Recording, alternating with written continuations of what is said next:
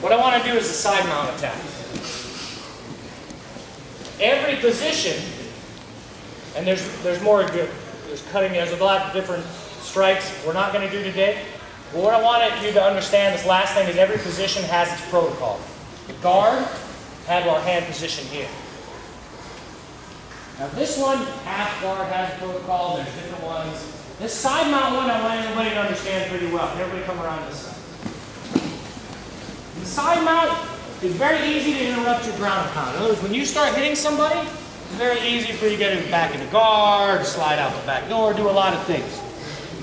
So when you're in a side mount and you want to do ground and pound, you have to set yourself up in a position that makes it very hard for him to get away. Does that make sense? So you can keep hitting him over and over and over and over and start to make him panic, cut him up, do whatever you need to do there. Hopefully knock him out. So the first thing that he always interrupts you is the frame. In other words, well actually the first thing can be guard, getting back to guard. So can everybody watch my legs? I'm just going to straighten out one leg, even though it's very basic, and I'm just going to drop my hip down to his hip. Easy. Yes? Now the thing that always interrupts ground and pound is this. They push away on your face, and then you can't ground and pound anymore. I mean, you can, but he's going to get away. So we don't ground and pound until two conditions are met. The first is the hip. That stops him getting back into the guard.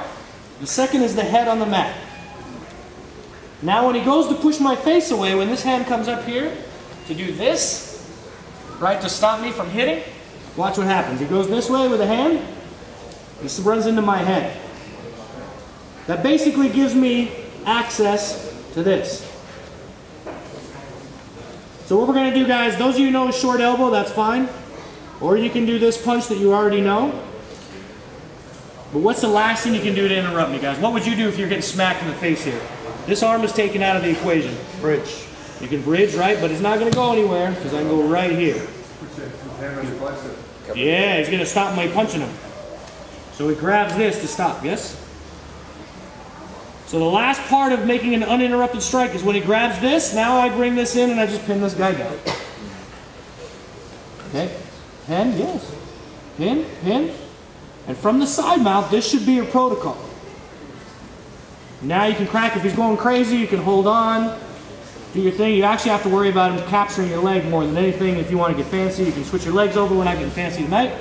All I want you guys to understand is from this position, with my head here, it stops his arm from coming and pushing my face. With my leg here, it stops him from stopping my punching arm. And with my hip down, it stops him from getting a guard back. Now, I have a very good chance of holding this position and doing damage. You have this punch that you already know. It's kind of like the same elbow. And even this, if he's turning his head this way, you even have this guy here that you already know. Does that make sense, guys? Every move has protocols. I don't just get here like this and start going crazy. Because if I get here like that and go crazy, he's gone. Or he's going to count him. But if I systematically take every one of his defenses away from him, I put my head on the ground, I drop this, I start hitting him until he stops me here, and when he stops me here, I just bring this leg through. Now I'm in a great position to do a ton of damage and have very little risk to myself. Hopefully knock him out. Does that make sense to everybody? Okay, guys? So if you take him down, boom, you get here, it goes hip, head, that's stopping this arm, he stops me with a bicep, and here, and bang, bang, bang. All right, guys, let's try the last thing of the night. Side mount.